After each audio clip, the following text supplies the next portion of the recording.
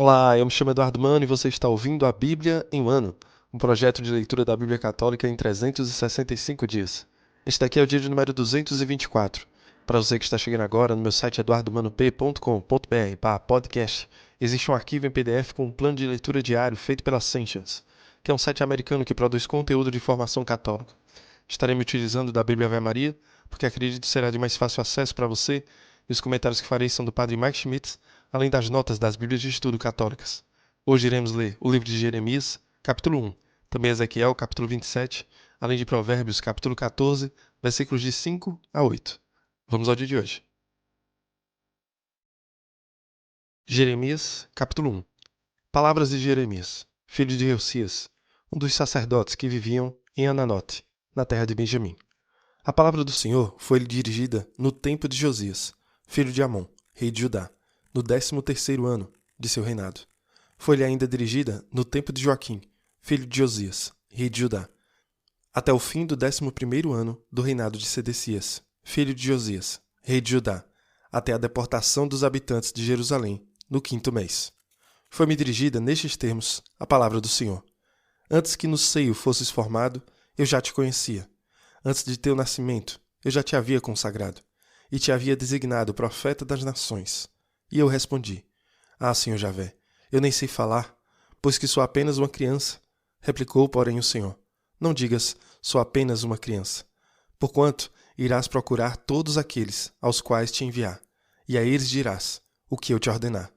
Não deverás temê-los, porque estarei contigo para livrar-te. Oráculo do Senhor. E o Senhor, estendendo em seguida a sua mão, tocou-me na boca, e assim me falou: Eis que coloco minhas palavras nos teus lábios. Vê, dou-te hoje poder sobre as nações e sobre os reinos para arrancares e demolires, para arruinares e destruíres, para edificares e plantares. Nestes termos foi-me dirigida a palavra do Senhor. Que vês, Jeremias? E eu respondi: Vejo um ramo de amendoeira. Viste bem, disse-me o Senhor, porque velo sobre minha palavra para que se cumpra. Pela segunda vez dirigiu-se a mim a palavra do Senhor, e assim falou: Que estás vendo? Vejo, respondi, uma caldeira fervente, cujo vapor toma a direção norte e sul. Disse-me o Senhor: É do norte que vai transbordar a desgraça sobre todos os habitantes da terra, pois vou convocar todos os povos dos reinos do norte. Oráculo do Senhor. Eles virão, e cada um estabelecerá seu sólio diante das portas de Jerusalém, em torno de suas muralhas, e de todas as cidades de Judá.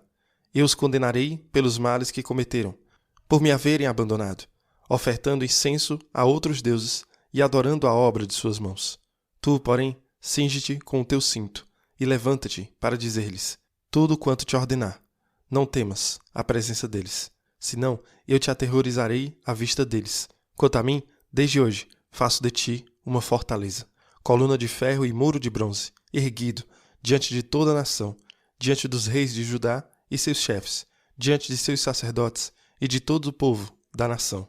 Eles te combaterão, mas não conseguirão vencer-te, porque estou contigo para livrar-te. Oráculo do Senhor. Ezequiel, capítulo 27. A palavra do Senhor foi-me dirigida nestes termos: Tu, filho do homem, entoa um cântico fúnebre sobre Tiro. Dize à cidade de Tiro, assentada à borda do mar, comerciando com os povos de inumeráveis ilhas. Eis o que diz o Senhor Javé: Tiro, tu dizias: Sou um navio de perfeita beleza. No coração do mar está o teu domínio. Teus construtores acabaram teu esplendor. Fizeram a tua quilha com cipreste de Sanir. Tomaram um cedro do Líbano para te fazerem um mastro. Com carvalhos de Bazã te fizeram os remos. Teus bancos eram de marfim, incrustados em madeira das ilhas de Setim. Teu velame era de linho do Egito, tecido para te servir de pavilhão. A púrpura violeta e o escarlate das ilhas de Elisa formavam a tua tenda. As gentes de Sidônia e de Arvade eram teus remadores. Os mais hábeis de Semer te serviam de pilotos.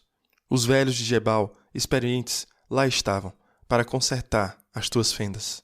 Todos os navios do mar, com seus marujos, vinham a ti para fazer o tráfico. As gentes da Pérsia, da Lídia e da Líbia serviam em teu exército. Suspendiam em ti o escudo e o capacete, davam-te prestígio. Os filhos de Arvad e teu exército guarneciam tuas muralhas, e os gamadianos estavam de prontidão sobre tuas torres. Penduravam os teus escudos em toda a extensão dos teus muros e completavam a tua beleza. Tarsis negociava contigo toda espécie de riqueza, pagando as tuas mercadorias com prata, ferro, estanho e chumbo. Javã, Tubal e Mosoque traficavam contigo e te traziam, à guisa de moedas de câmbio, escravos e objetos de bronze. As gentes de Bet-Togorma pagavam com cavalos de raça, cavalos de sela e mulas. As de Dadã traficavam contigo. Teu mercado se estendia a inúmeras praias, e te davam em pagamento presas de marfim e de ébano. Edom fazia contigo comércio de uma multidão de víveres, e te pagava com rubis, púrpura, bordados, linho fino, corais e rubis. Judá e Israel também traficavam contigo e te forneciam trigo de Minite, cera, mel, azeite e bálsamo. Damasco era teu cliente devido à multidão dos teus produtos e de tuas variadas riquezas, e pagava em vinho de Helbom e lã de Saar. Dan e Javã de Uzal te forneciam ferro polido, cássia e cana aromática, como mercadoria de troca. As gentes de Dan faziam contigo comércio de mantas para cavalo. A Arábia e todos os príncipes de Cedar traficavam contigo com cordeiros, carneiros e bodes. Os mercadores de Sabá e de Reemá faziam negócios contigo e te pagavam com perfumes de primeira qualidade, com gemas de todo gênero e com ouro. Harã, Quene, Éden, os mercadores de Sabá, da Assíria e Quelmade faziam negociação contigo. De objetos de luxo, mantos de púrpura ou bordados, tecidos de variegadas cores, sólidas cordas trançadas, que serviam de objeto de troca. Navios de Tarsis vogavam a serviço de teus negócios. Ficaste cheia, ficaste por demais pesada, no seio dos mares. Conduziram-te os teus remédios até as grandes águas. O vento do Oriente quebrou-te no coração do mar. Tuas riquezas, teus viveres, teus produtos, teus marinheiros e pilotos, e consertadores de navios e corretores, todos os guerreiros que possuías contigo e a multidão que tinhas a bordo foram tragados pelo mar no dia do teu naufrágio. Aos gritos dos teus marujos tremeram as plagas. Então desceram do navio todos os remadores. Os marinheiros, os pilotos do mar, ficaram em terra. Eles fazem ouvir sobre ti o seu pranto com gritos amargos. Cobrem sua cabeça com poeira e rolam na cinza. Rapam a cabeça por tua causa, vestem sacos. Eles te choram com o coração angustiado, em amarga lamentação. Em sua aflição, entoarão uma ode fúnebre sobre teus males. E a seguinte elegia: quem era semelhante a Tiro, agora emudecida no meio do mar? Quando os teus comerciantes saíam das ondas, abastecias os povos. Pela multidão das tuas riquezas e de teus viveres, tu enriquecias os reis da terra. Agora que naufragaste no mar, sepultada no fundo das ondas, tua carga e teu equipamento estão sepultados contigo. Todos os habitantes das ilhas estão apavorados com o que te aconteceu. Seus reis estão tomados de terror. Sua fronte está abatida. Os mercadores dos povos estrangeiros assobiam ao ver-te. És objeto de terror, aniquilada para sempre.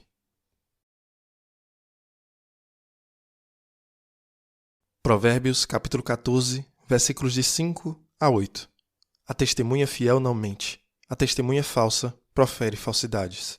O mofador busca a sabedoria, mas em vão. Ao homem entendido, a ciência é fácil. Afasta-te da presença do tolo. Em seus lábios não encontrarás palavras sábias. A sabedoria do prudente está no cuidar do seu procedimento. A loucura dos insensatos consiste na fraude. Muito bem, hoje ouviremos então o chamado de Jeremias para ser profeta, e Jeremias vai recuar um pouco neste chamado de Deus. Ezequiel vai lamentar sobre uma nação estrangeira, a cidade de Tiro. E para os próximos dias, Ezequiel está profetizando não apenas agora para o povo escolhido de Deus em Judá. Ele também está pregando a palavra do Senhor contra Tiro. Ele vai falar contra o rei de Tiro. Ele vai dar uma profecia ao Egito e seu faraó. Como sabemos, Ezequiel tem espalhado a palavra de Deus não apenas para o povo de Deus ou para exilados. Também falou para outras nações falsas que existiam por ali. Quando se trata do livro de Jeremias, deixamos Isaías para trás. Bem, nós não o deixamos para trás. Sempre teremos nosso amigo Isaías, o profeta. Ezequiel é o profeta da arte performática, então ele representa muitas coisas. Jeremias faz algumas coisas semelhantes, mas ele também é um pouco diferente.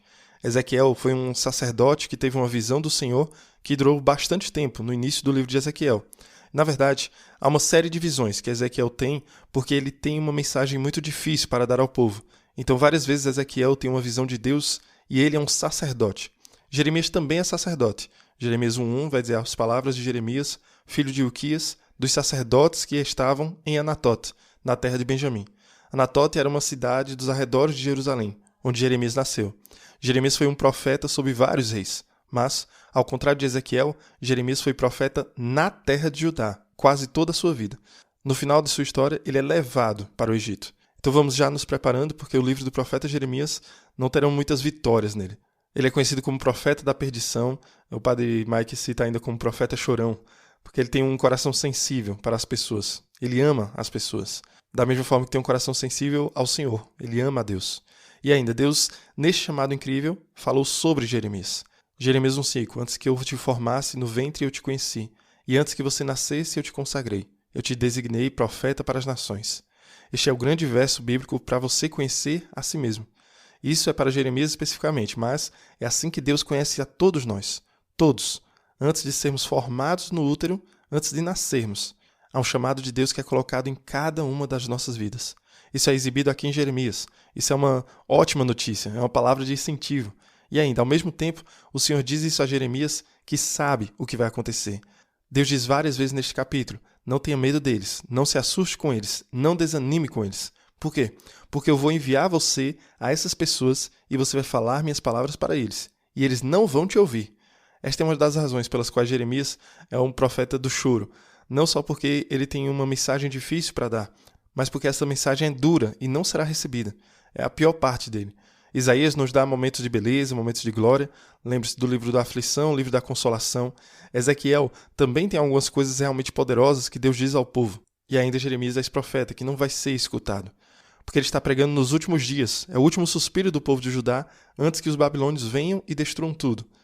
Lembre-se, Ezequiel foi levado na segunda onda do exílio. A primeira foi com Daniel. Então a terceira onda ainda não aconteceu. Ezequiel estava pregando sobre esta próxima terceira onda. Não precisava acontecer. As pessoas poderiam se arrepender e voltar ao Senhor, mas as pessoas não estavam ouvindo Ezequiel. Então havia pelo menos alguma esperança. Jeremias estava vivendo em Judá neste momento. Ele viveu para ver essas deportações. Ele viveu para ver a destruição de Jerusalém. Ele também foi exilado para o Egito. Ele tem que ser odiado. O Senhor nos vê, nos conhece e nos ama. O Senhor o encomendou para uma grande tarefa. E ainda, você vai até eles e eles não vão te ouvir.